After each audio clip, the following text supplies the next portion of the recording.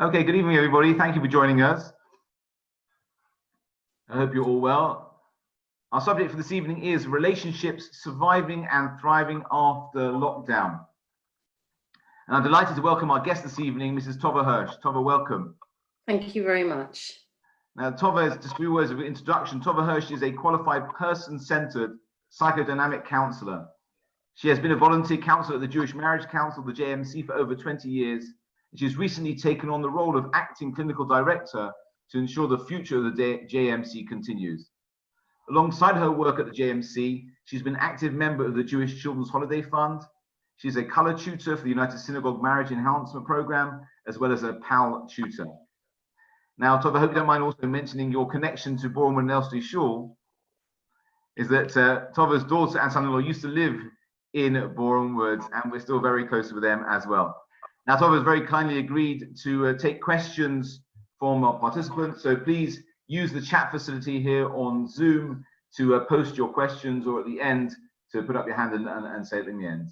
I'm delighted to again want to say welcome, Tova, and thank you so much for giving of your time for us this evening. So Tova, I'm going to begin with perhaps the first question. Makes sense. Firstly, how are you and how have your family been managing during lockdown? You had a grandson, right? Yes, I had a new grandson and I had a new granddaughter as well. So Mazel tov. Interesting times when you can't be available to your family when you want to be, and you manage. Thankfully, we have Zoom and we have FaceTime, so we are privileged that there are still ways of communicating, even though we cannot be together physically. Right. Difficult though.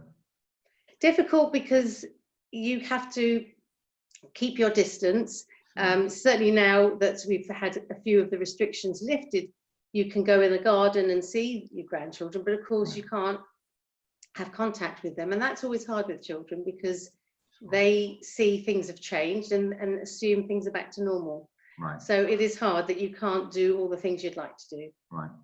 Well, I wish you done Mazel again, and please God, when the time is when it's okay to, I'm sure that first hug will be very, very special. It will indeed. You as well. So moving on, can I ask you tell us a little bit about the work that you do for the JMC, the Jewish Marriage Council, and also that organisation that you work for? Okay, so with the JMC has been in existence since 1946.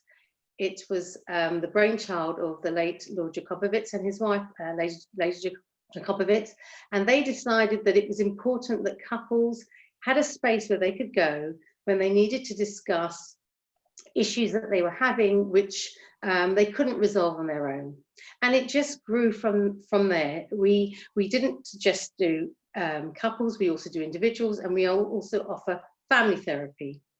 And all of these options take place in a building in Hendon. It's quite a secluded building. People don't actually know where we are because we're not so visible. And we have a number of counsellors that give their time on a voluntary basis and work for the JMC as often as they can. Now, my role there at the moment is acting clinical director. So I am responsible for being a bit of the gatekeeper of the type of people that come into the agency, making sure that we can help them. It's not so much whether they're right for us, but whether we have the tools to be able to help them. And I would be doing the assessments and then placing them with the counsellors. So we have a team of counsellors and we have supervisors. We're all fully qualified, and we manage the number of clients that come through. We've been able to do even more because of Zoom. It means that we have more time available, and thankfully people are not waiting too long on our waiting list. Right. The JMC is, am I right, is a charity? It is a charity, which means that funding? Sorry? Do you receive any statutory funding? No, we don't. We rely basically on donations. That we've got some regular donors who are really fantastic. We do very little advertising, but that's because we are on a budget. So we try to do it through word of mouth. But it doesn't mean that we don't get people. People have heard of the JMC or they knew about it years ago.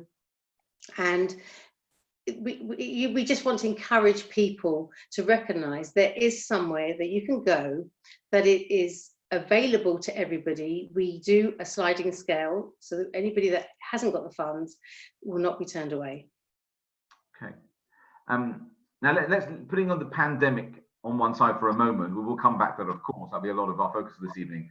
But in your opinion, what are the main challenges that face marriage in the 21st century?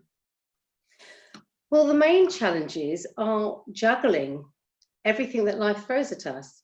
We're constantly juggling work, family life, trying to have a life outside of the family as well.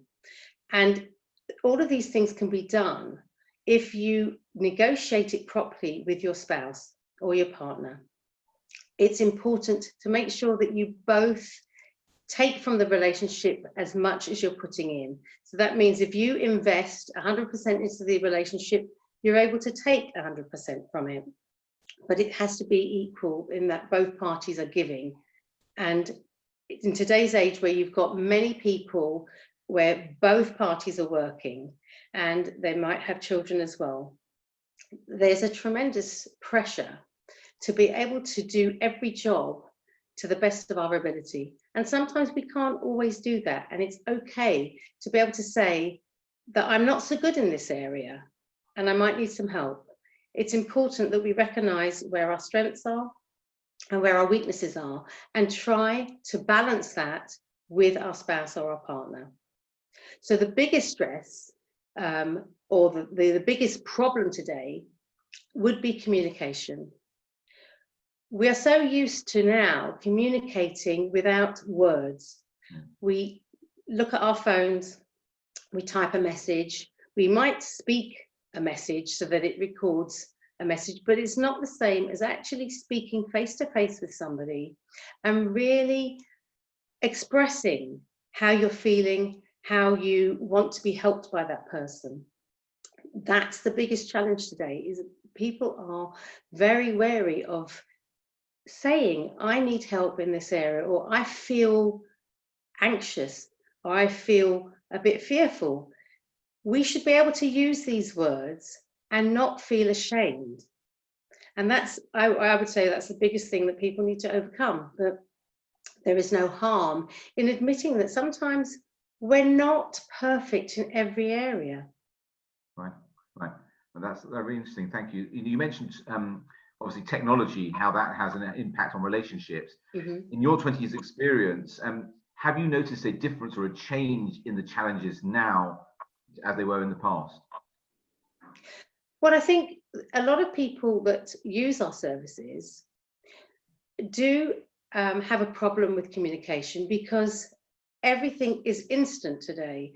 Therefore, trying to invest in a relationship and giving time to it by maybe sitting down and having a conversation, it doesn't happen anymore because life is at a very fast pace. People are rushing to do so many things, and yes, we can be more productive, but where are we actually putting all our energy? Are we putting it into the things that matter most? And relationships would be the most important aspect to anybody's life, and that's where we have to invest. It's no point investing in mobile apps on your phone and spending however many hours catching up with things on your phone, because that's not real life. Right. That's very interesting. Thank you. Now, as I mentioned, obviously, the main focus at the moment, the last few months, we've been in lockdown, although things are slowly starting to ease. Have you seen particular stresses from that, and what sort of challenges and demands are there being on couples in lockdown? Well, the biggest struggle is, first of all, managing everybody under the same roof for 24 hours a day and having to work and run the home and see to the children, get their homework or schoolwork done, ensure that they're doing their lessons. It's endless, and it can be quite exhausting for most people. And the most important thing is to remember that we can manage everything if we structure our day and pace ourselves and allow ourselves time to take a breather. It shouldn't be that we're on this constant roller coaster. Now, a lot of people probably have noticed that maybe life has got a bit calmer because we've been restricted in what we can do. And that's what we want to maintain. We want to maintain this calm persona so that we can then show and achieve more by being calmer. And being calm means that we then might not lose our temper so much. We might have more control over aspects of ourselves that we're not very keen on. So yes, I would say that this period in time has given us something very precious. It's given us time to reflect, time to really look at what is important, and to maybe get rid of things that we were doing before that actually don't matter so much. Right. Now, we're talking about those of the internal stresses on a relationship because of COVID. Have you noticed people being affected by the external stresses? People are unsure about their jobs when they go back after lockdown, or other situations like that, the external pressures of schools being closed. Have you noticed that having an impact on people's relationships? Anything that can be a stress factor will have an impact on the relationship. There is so much uncertainty at the moment that even anybody that's normally a very controlled person would probably pick up uncertainty that's out there. Nobody really knows what's going to happen in the future. How safe is it? And yes, this adds to people who already have anxiety, who already show symptoms of having maybe a mental health problem. This is going to exacerbate that even more. And it's how one learns to manage this and to try and put things into perspective where they can keep themselves calm and more relaxed. And that's usually by doing something like yoga or meditation or getting in touch with nature. All of these things can help a person to just find their equilibrium again. It's really important that if we recognize that we're stressed, that we put things in place so that we can de-stress. And that can be done very simply. You can just remove yourself from the stressful event and take some time out, or you can do something that you enjoy, that you know has a positive effect on you. That's also a good way of distressing. So it's important to keep check of oneself.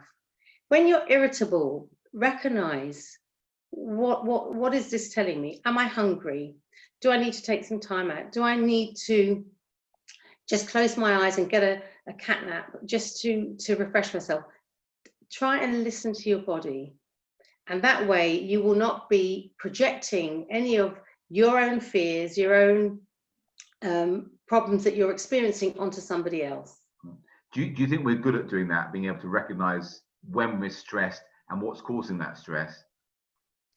No, it's not something that we actively recognize. It's something we have to just pay attention to ourselves.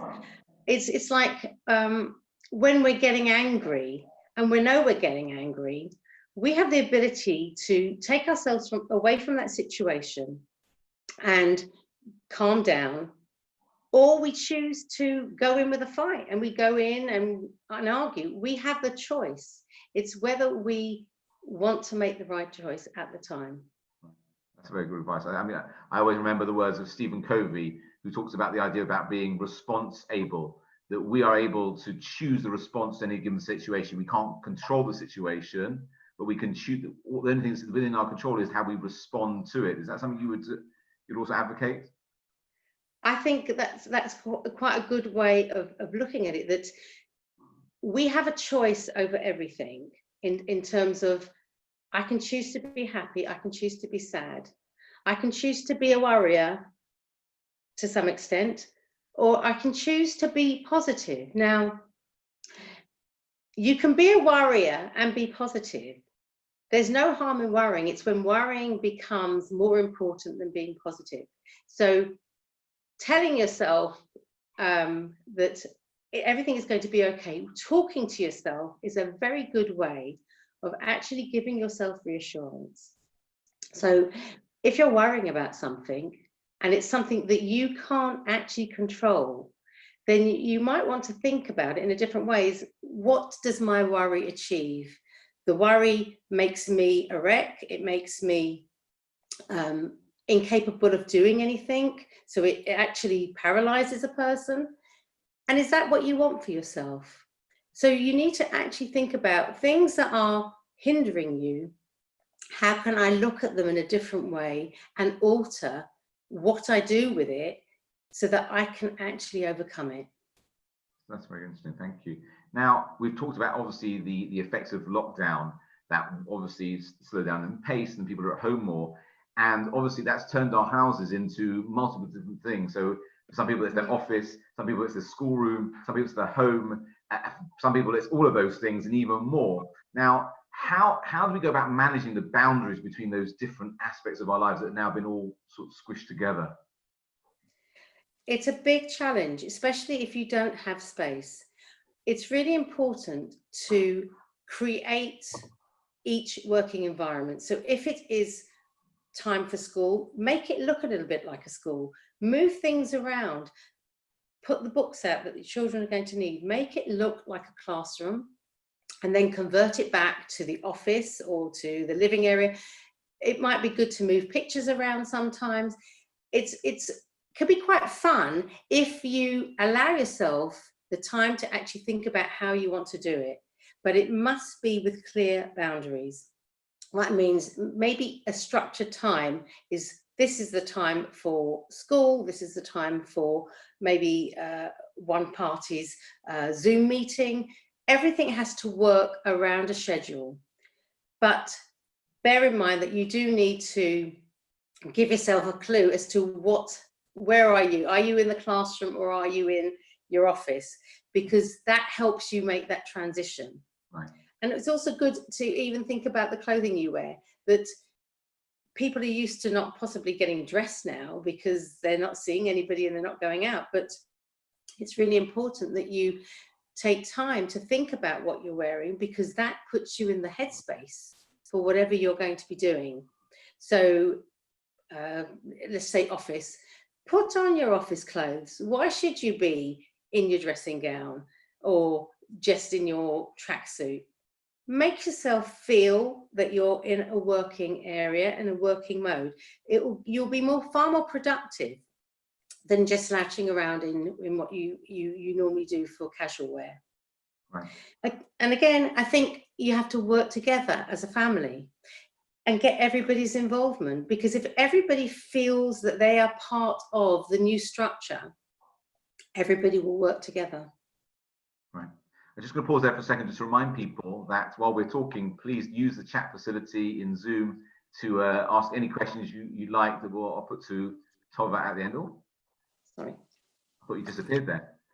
Sorry, I can only see myself at the moment, so now I'm seeing everybody because I see. Fine, okay, fine. Just the spotlight is on you, but don't worry too much. It's a bit off-putting, I know. We'll have to get used to this. Still, we're still getting used to this. Actually, carry on from that. Really, I think it's talking about this importance of boundaries at home and setting these structures, because I've been reading that some of the large corporations and companies have been saying that they're actually reassessing whether they need these large offices in the centre of towns. And we've seen how people can actually now work from home, and and it is possible that it's not necessary to people to commute. So is this something do you think we're going to have to get used to and find a new way of adapting to life where we're at home more and on top of each other more? Well, I think that this whole lockdown has given us the beauty of actually looking at how we use our time. If we can work from home and we have no reason to go into the office, why would we want to waste valuable time traveling to get there and risking being in the company of people if you're traveling on the underground or on a bus? So yes, in some ways, it might make people think about working more from home. People have certainly worked far harder at home because they're not taking the normal breaks. They haven't got the chit chat with other people in the office. Therefore, they are more productive, and it might be we can actually cut down our working hours. Right. And that will give more time to be with your family. Right. I have also read about this, that the only part of people missing possibly are the social aspects of it, the water cooler moments, that, as you said, that sort of the socializing bit, but that you can generate that yourself possibly as well. And build that into Well, your day. but you can take your break. You can do a Zoom with somebody, and it's just as good as being in the same room as them. Right. Because we have the beauty of being able to see each other, and we can share whatever we need to share with each other. Therefore, is there a need? I think the question is there a need to change the new norm? Right. Because the norm now is to be at home. You can run, the fathers can run their kids to school and get back in time to have a meeting or to get on with their work. So it's given the family dynamic a lot more to work with, because it's the onus is not then on one parent. Right. Now, I think you probably read us more than most about the effects of lockdown, but there have been as many articles about the effects of lockdown having improved relationships as there have been that put pressure on the relationships. Now, in your opinion, to what extent do you believe that the male-female stereotypes are contributing towards the strain and potential conflict that's occurring between couples? We've all got a stereotype of what our expectation is of marriage in terms of where is the division of labour? How do we divide that? Is it that one party works, one party stays at home? Today, we can't think like that. Today, we have both parties working. Therefore, we have to divide everything equally so that neither one starts to get resentful. If we don't do that, there's resentment comes in through the back door, and we don't recognise why we're resentful. We just know it's there, and it can come out at any moment in an argument. The resentment is there, but it may have no relevance to the current discussion or argument that you're having. So it's really important to just bear in mind that we need to negotiate and we need to compromise. Those are two very important words that every relationship requires. We shouldn't take things for granted. That's the danger, is when we take for granted that the same person is going to be taking the rubbish out, because they've always taken the rubbish out. Well, why can't it be alternated? Or why can't sometimes it be a surprise? Oh, I'm going to do it for once. The element of surprise in any relationship is the best way of actually enhancing a relationship. Right, and that probably, you find that interesting symbiosis between your work at the JMC and your role as a Kallah teacher as well. Presumably, preparing couples for marriage is probably the best way of ensuring that they have successful relationships. Well, I'm only dealing with one part, so I'm only dealing with the female. Right. So I can only give the advice to the female. Right. And it's very difficult because you don't actually know whether her partner is getting as equally good advice, and whether there'll be conflict because they might be told something completely different. Interesting. So right. It's always good. Sometimes it's always good to know who's teaching the other half. Right. Well, as a Chosin teacher, I have to take that on board and make sure that we're aligned in that. As we talked about the different roles and relationships and the different and the new roles that people are having to take on now because of lockdown, the question here is how can couples change gear with one another, moving from business partner, homemaker, parent to perhaps a more intimate relationship? It's really important to recognise that you're not just one thing. You're not just a wife, a husband, a mother, a father, a brother, a daughter. You are everything. But in a particular relationship, you have to make sure that you give and invest time into it. And that might mean actually making specific time where you can be together, because life is busy and everybody has a different schedule. But if a couple want to have a good relationship, it's important that they make time to do an activity together, or to even have what we call a date night. Date nights can be for anybody. It doesn't have to be for people that are single. And it can also be a surprise. It doesn't have to be pre-planned. Spending time and actually learning about the other, is really important and something we forget to do. Once we get married, we get possibly caught up in everything else that we forget that we are also an individual in the partnership. So we might have things we want to do for ourselves, and we might have things that we want to do with the other. And we have to be mindful of that and respectful of that too. But all of that comes into the negotiation and the compromise. These are things that you will talk about. Hopefully you'll talk about them, and you will understand each other better by allowing each other to do the things individually and then do things together. Right. And how would you say that couples could actually use this time they've got now to build their relationship? It's really important to make sure you always communicate. If you can communicate and say, even when you're not feeling great, you actually admit and take ownership. I don't feel great. You don't want it to go on just lost ears. When somebody says that to you, that's a beautiful way in for you to say, would you like to talk about it? Can I help you? How can I support you? It's no good just hearing somebody. Sometimes we need to take the cue and act on it. And this is where one of the things we teach couples is about active listening. We all think we can really listen well, but really listening well is when you hear somebody and you can actually feedback what they've said to you without adding anything to it. You actually say, if I've heard you correctly, this is what you've said. That is active listening. So we're not looking to find a response. We're just looking to listen and really understand, what is this person communicating to me? And that's one of the very first things we do with anybody that comes into the Jewish Marriage Council, because good communication means you have to also be a good listener. Right. Do you think we're good at that? I'm not saying men here or women, I'm saying in general. No, I think in general, we're too concerned to come back with an answer, a response. So while somebody is talking, we're already formulating a response. We're not really hearing what they're saying. Right. So that's the important aspect, is to really hear what's being said and think about, okay, how can I help you with this? What do I need to do in order to help you work through this?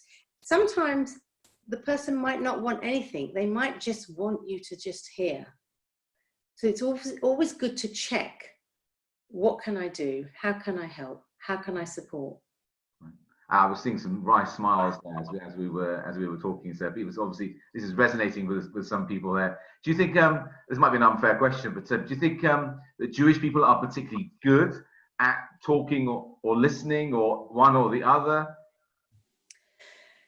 I don't think you can actually narrow it down to Jewish people being one or the other, because everybody's different and everybody's experience of life is different. So therefore, if you're an anxious person, for instance, it might be really difficult for you to hear somebody else tell you that they're struggling with something, because you might be just too immersed in your own stuff. So I wouldn't just say it's got anything to do with religion. I think it's more about the fact, knowing the person and knowing yourself. If you know yourself, if you know the type of person you are, you can then actually say, look, I'm one of these people that looks okay on the outside, but on the inside, that's something completely different. And there's many people that experience this, where you will never know what's going on inside, because they're very good at camouflage.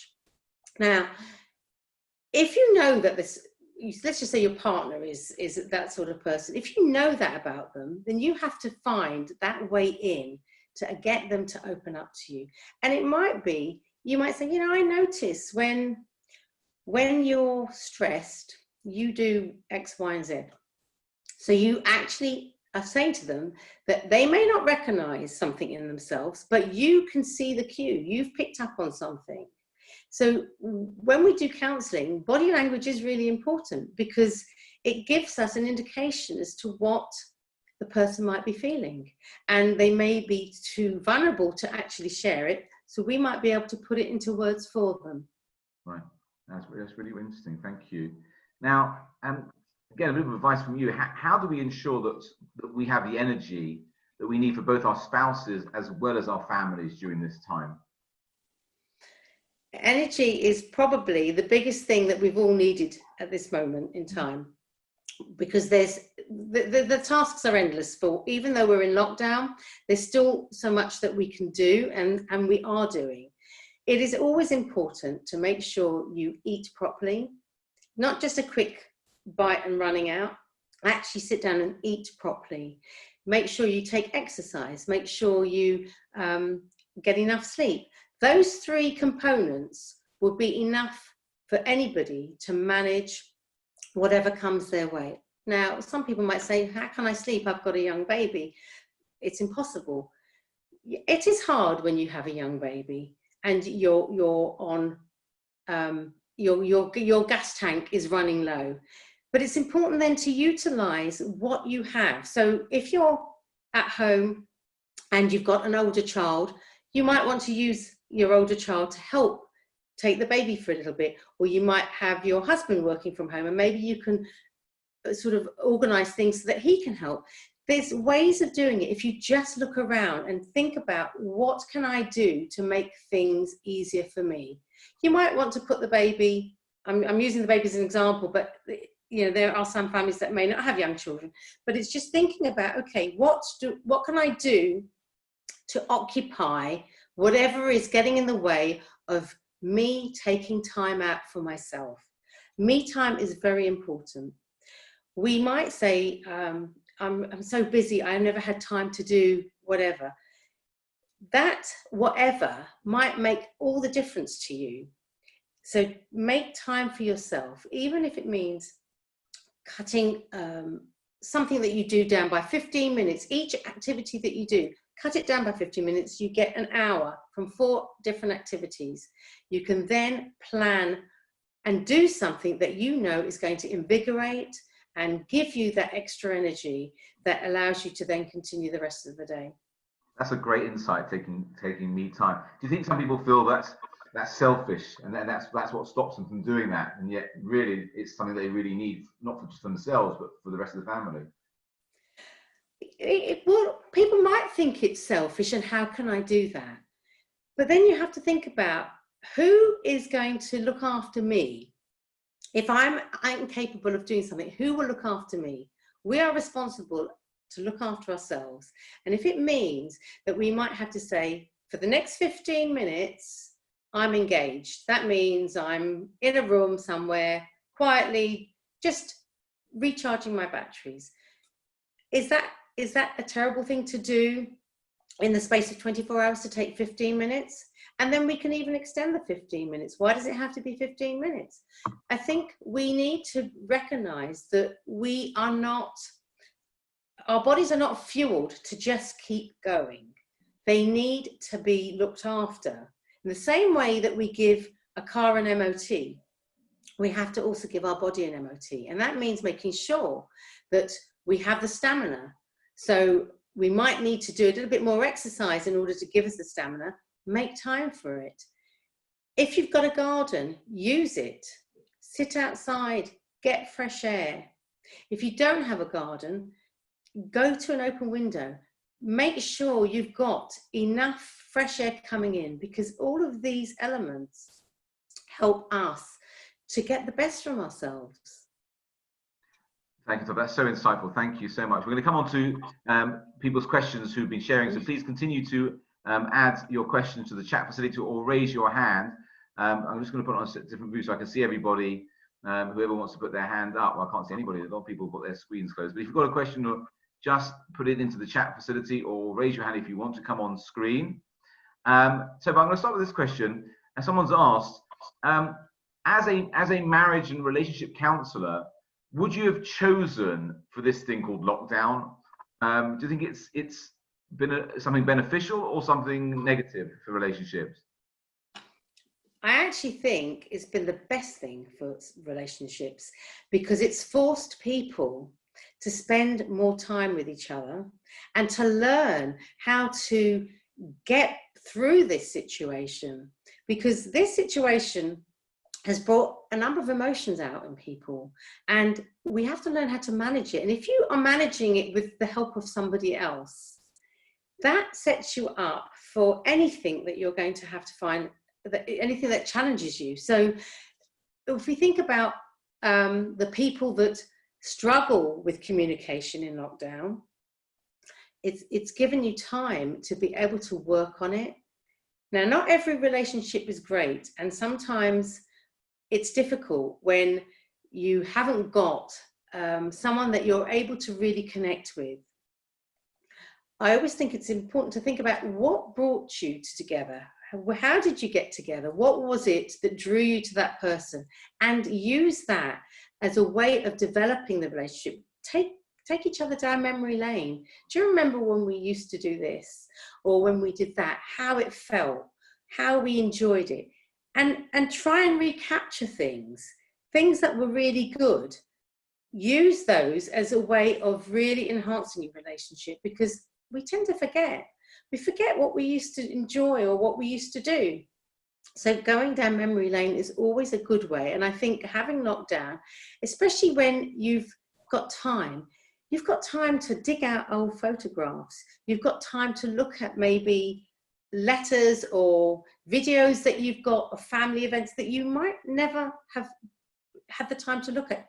We've been given the beauty of really catching up with ourselves and getting in touch with the things that really matter.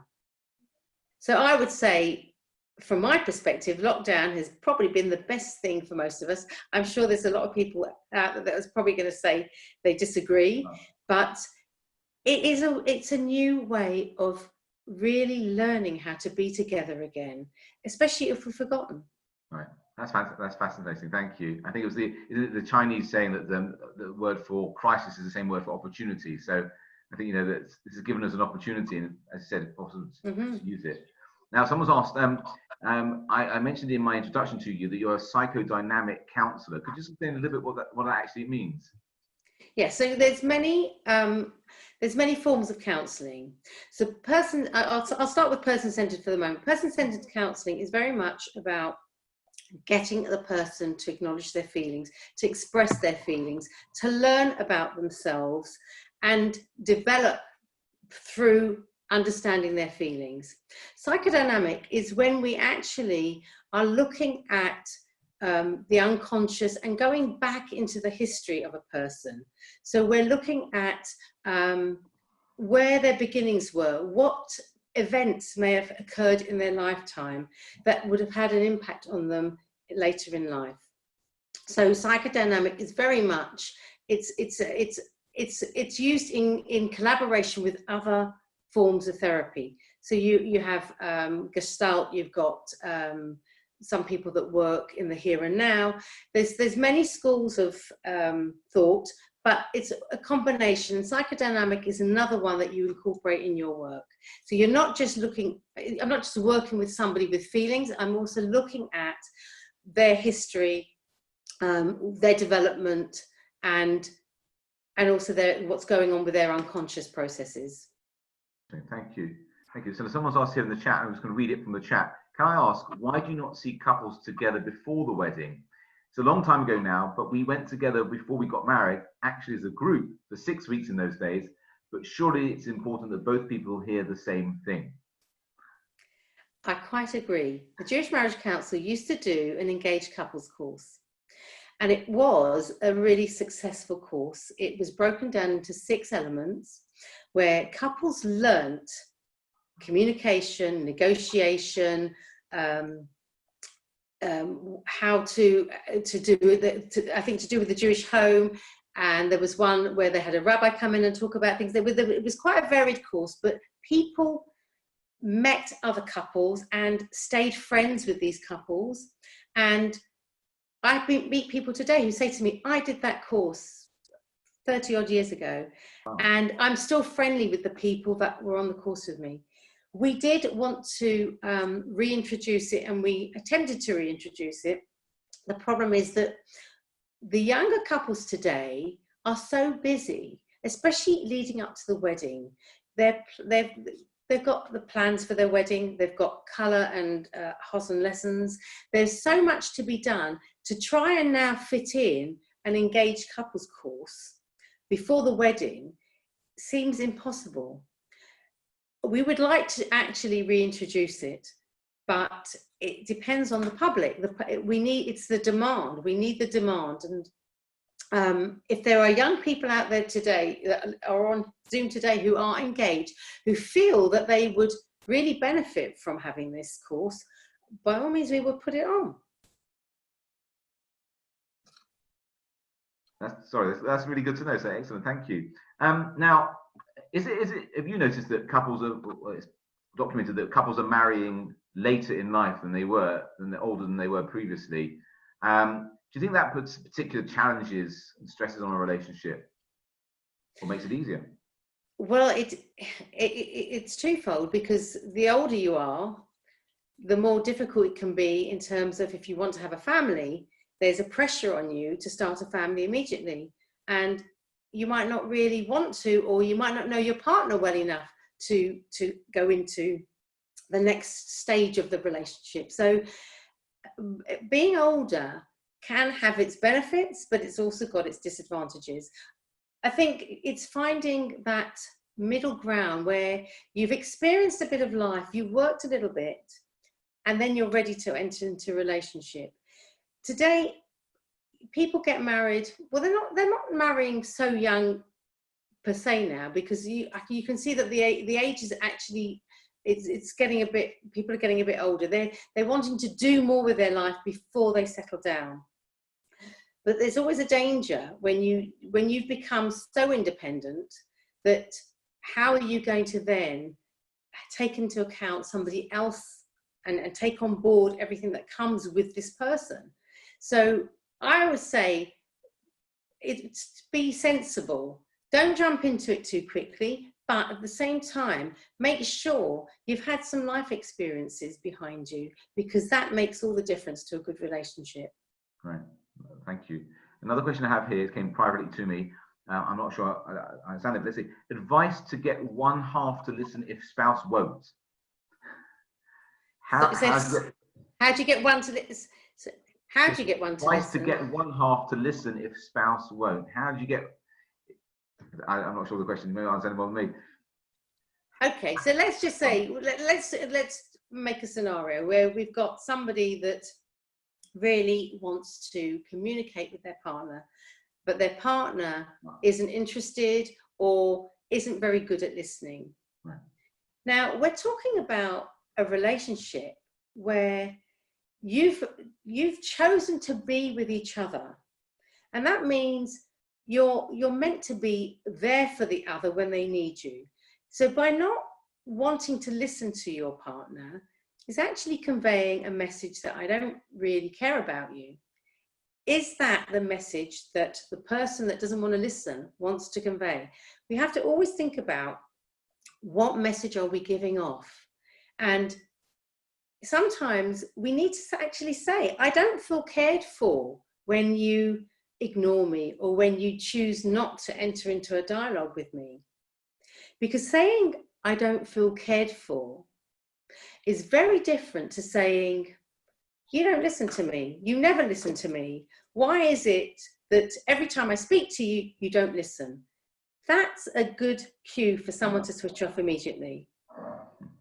So we need to be very careful how we encourage a person to want to listen. We have to say something that draws them in. Right, that's really good advice. Thank you. And I think we've got time for a couple more questions. Is that okay? Yes, it's fine. So someone in the private chat here, someone's asked, what options are there if a person's in a toxic or unhelpful atmosphere? Okay, so when you find yourself in an atmosphere that's really uncomfortable, it's very important to remove yourself from that particular environment until things cool down. Now, we could be talking, are we talking a toxic relationship that we know it's toxic, or are we talking about where there's a danger to somebody in the relationship, because they're two very different things. Where there's danger, obviously, you need to make sure that you try to stay away and keep things as calm as you can. And maybe it's very difficult because there's so many scenarios here, because sometimes a person can be very sweet and smiley and very careful what they say. It doesn't alter the behavior of the other. So when we say a toxic relationship, I think we need to sort of narrow that down. Are we talking about a relationship where we don't think it's working, it's good for us?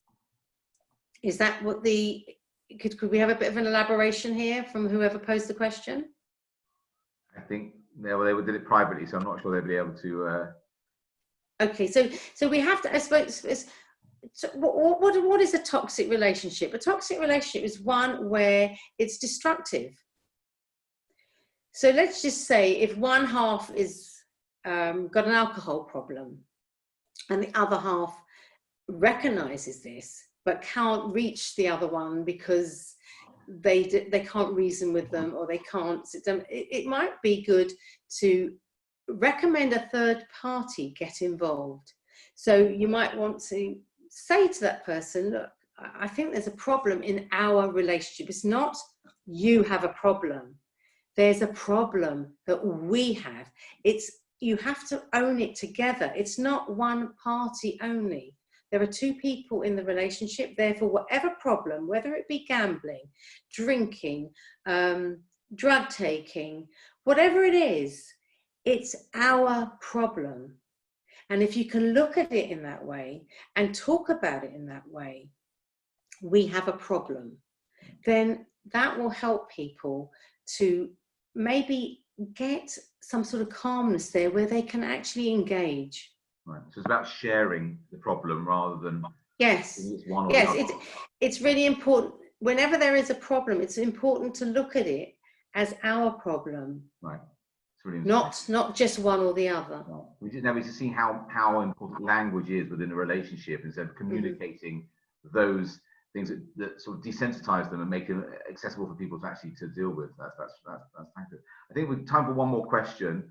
I think it's probably a really important question here. How do people contact you? And I think I'll ask that as, what resources are there out there for people in order to be able to implement all the things you've shared with us this evening? Right, so I'm giving you my thoughts, okay? If people want something more tangible, something that we can produce a booklet. We haven't done that. And maybe it's a good idea that we produce a booklet, because that way people can use it as a point of reference. We have a website, JMC has a website.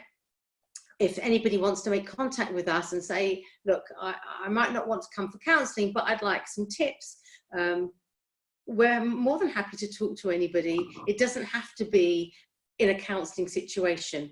We have an office, and although we're not in the office at the moment, the phone line is manned, so you can leave a phone message, you can leave an email. We have 2 email addresses that people can email. Everything is on our website. I'm just trying to think what else would be helpful to people. Maybe if there is a demand, we might be able to do a workshop and have a half-day workshop where people can actually come along and learn some tools, learn ways of communicating. We're open to whatever helps anybody that requires our services. Right. Well, that's great. Thank you so much, Tova. We really appreciate your taking the time to speak to us this evening. You've shared with us not only your expertise and your experience, but also some really great practical advice and tips as well. And we want to wish you well. Thank you again. Thank you. Keep your family well, and thank you for all the work you do for the JMC and in the wider community as well. And thank you again. Keep well, stay safe, and thank you everyone for joining us. Thank you. Thank you to everybody that joined us. Thank you. Thank you.